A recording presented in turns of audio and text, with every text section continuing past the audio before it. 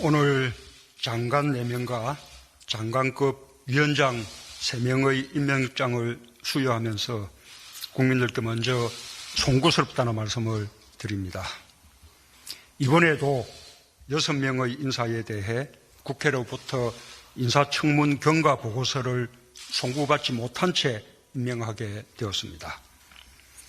헌법상 국회의 동의를 요하지 않고 대통령에게 임명권이 있는 각 부처 장관과 장관급 인사에 대해 국회의 인사청문 절차를 거치도록 한 취지는 청와대의 자체 인사검증만으로 충분하지 않을 수 있으므로 국회와 함께 한 번 더 살펴봄으로써 더 좋은 인재를 발탁하기 위한 것이라고 생각합니다. 그러나 이번 인사 대상자 7명 중 관료 출신으로 현직 차관이었던 농식품부 장관 후보자 1명에 대해서만 인사청문 경과 보고서를 송구받았을 뿐 외부 발탁 후보자 6명에 대해서는 끝내 인사청문 경과 보고서를 송구받지 못했습니다. 이런 일이 문재인 정부 들어 거듭되고 있고 특히 개혁성이 강한 인사일수록 인사청문 과정에 어려움을 겪고 있습니다. 이에 대해 대통령으로서 큰 책임감을 느낀다는 말씀과 함께 국회의 인사청문 절차가 제도의 취지대로 운용되지 않고 있고 국민 통합과 좋은 인재의 발탁에 큰 어려움이 되고 있다는 답답함을 토로하고 싶습니다. 조국 법무부 장관의 경우 의혹 제기가 많았고 배우자가 기소되기도 했으며 임명 찬성과 반대의 격렬한 대립이 있었습니다. 자칫 국민 분열로 이어질 수도 있는 상황을 보면서 대통령으로서 깊은 고민을 하지 않을 수 없었습니다. 그러나 저는 원칙과 일관성을 지키는 것이 더욱 중요하다고 생각했습니다. 인사청문회까지 마쳐 절차적 요건을 모두 갖춘 상태에서 본인이 책임져야 할 명백한 위법 행위가 확인되지 않았는데도 의혹만으로 임명하지 않는다면 나쁜 선례가 될 것입니다. 대통령은 국민으로부터 선출된 국정운영 책임자로서 선출될 때 국민들께 약속한 공약을 최대한 성실하게 이행할 책무가 있습니다.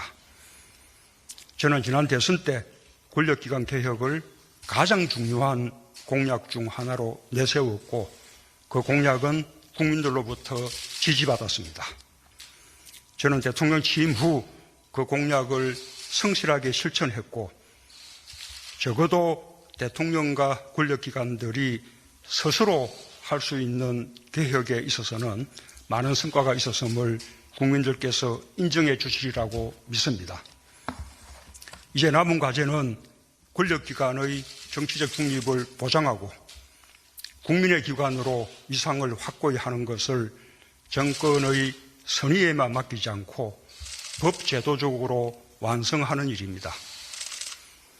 저는 저를 보좌하여 저와 함께 권력기관 개혁을 위해 매진했고 성과를 보여준 조국 장관에게 그 마무리를 맡기고자 한다는 발탁 이유를 분명하게 밝힌 바 있습니다.